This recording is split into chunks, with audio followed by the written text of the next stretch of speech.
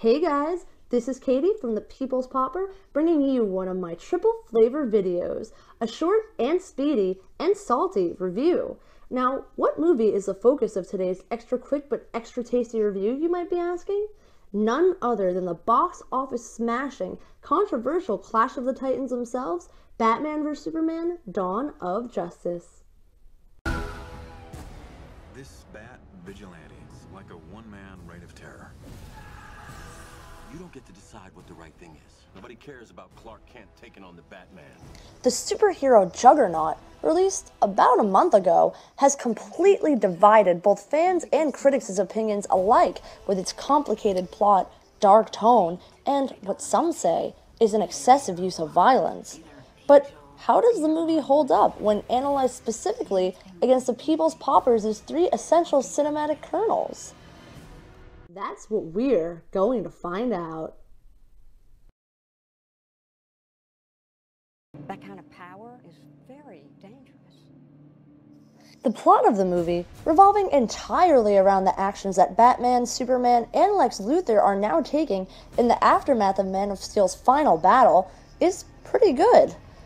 Batman and Luthor have been affected the most by Superman and Zod's final battle, developing a hatred of Superman as a result, and the film carefully explores their feelings, motivations, why they feel as they do, and what they each plan to do about said hatred.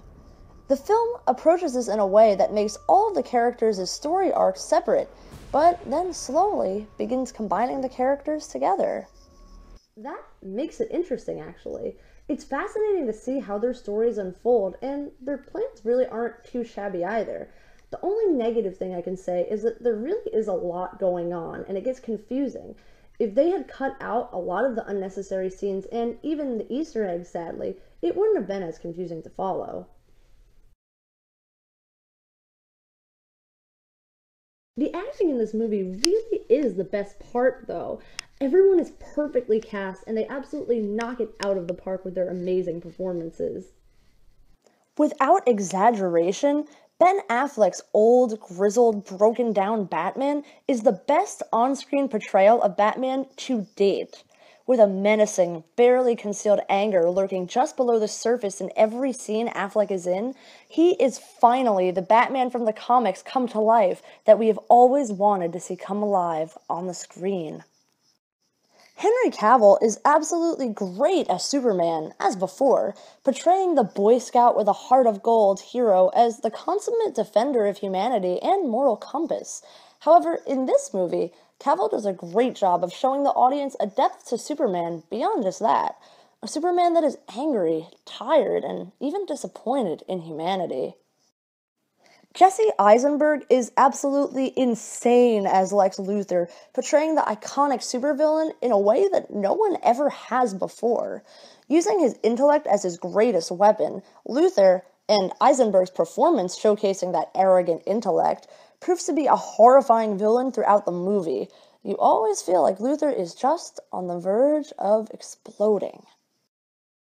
And last but certainly not least, Gal Gadot as Wonder Woman absolutely steals every scene she is in. Gal just oozes an aura of such confidence and strength in every scene that she proves she is the definitive version of the tough Amazonian queen. And when it comes to Gadot smirking and smiling when she gets knocked around in battle, there's almost nothing else better in the entire movie.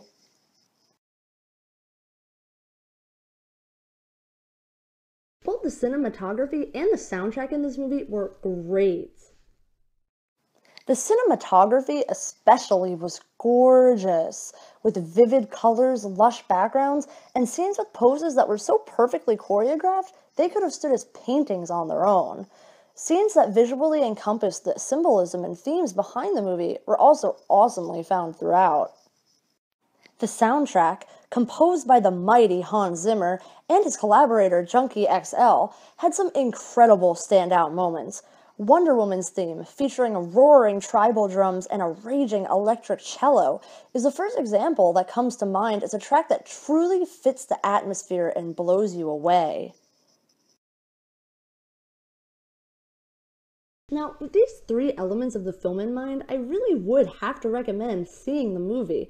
I mean, with the exception of an overly convoluted plot and some dull moments in the soundtrack, I thought the movie was fantastic.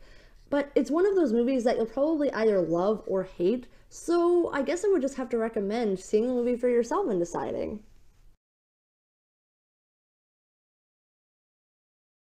Overall, I guess I give it 4 full popcorn buckets out of 5. Until next time!